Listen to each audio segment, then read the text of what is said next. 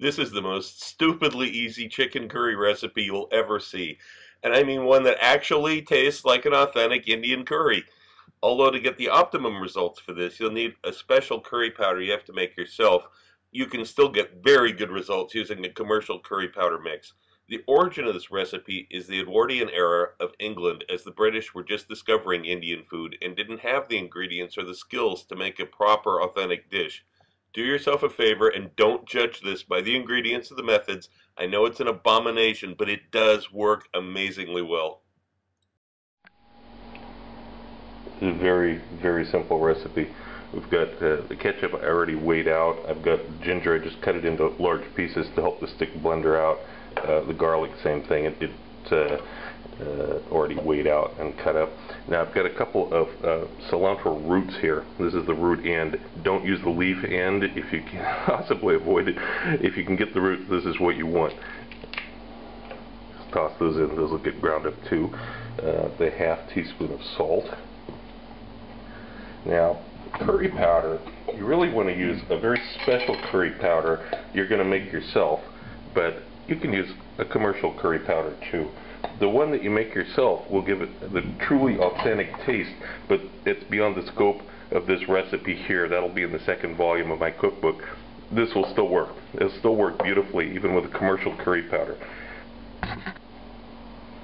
Then we've got mango chutney. That's again a commercial product. I'm just going to put like a big dollop like this, a big healthy tablespoon.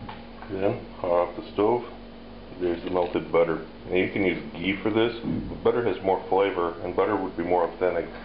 This era people aren't using ghee there. So, and then of course this you can stick blender.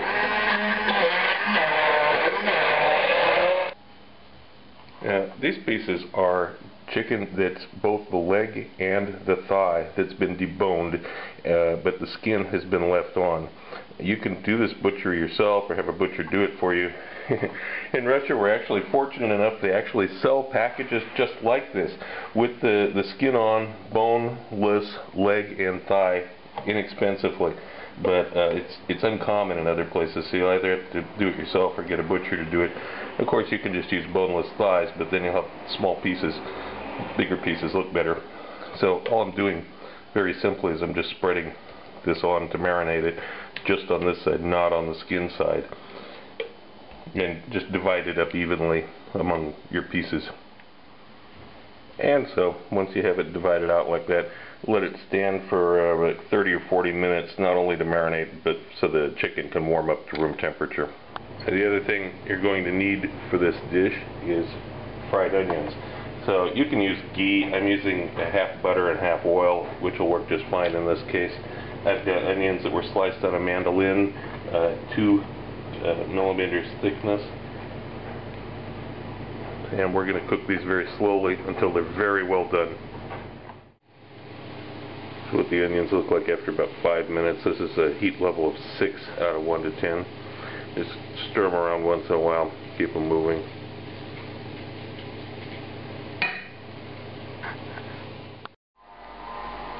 Now, when the onions actually start to have some browning on them, you begin turning the heat down.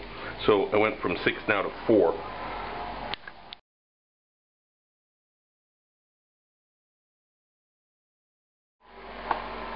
Here's the pieces of what they look like after they've come out of the oven. These need to get picked up off of this metal tray and put onto a plate somewhere that's cool. So at this point, we've got the chicken that's mostly cooked, except the skin side right now is kind of sticky and gooey. It's certainly not crisp and nice. So when an order comes in or your guests arrive, you're going to put this into a pan on top of the stove. You're going to crisp up the skin just on the bottom side of it only, which will warm the whole thing through, and finish cooking the onions. The onions I've cooked about 90% of the way. You finish them up in the pan with the chicken at the very end. Add some cilantro, some rice, and you're ready to plate. So here's an example. I'm just going to do one to show you. I've got the pan cold right now. It's on a heat of 7 out of 1 to 10. I'm going to put this in. This could have been straight out of the refrigerator. It just so happens it's still a little bit warm because it came out of the oven just a little while ago. But that doesn't make any difference. It'll warm up and cook at the same time anyway. So I want to begin cooking this, let it get to the point of where it's sizzling before we add the onions. Okay, it's sizzling, and as you can see, it's starting to brown the other side nicely. So we're going to add a little bit of onion here. I'm going to turn the heat down to from 7 to 5. Okay, a little bit more onion, just a little bit. And get the skin crisp and brown, and we'll get the plate ready.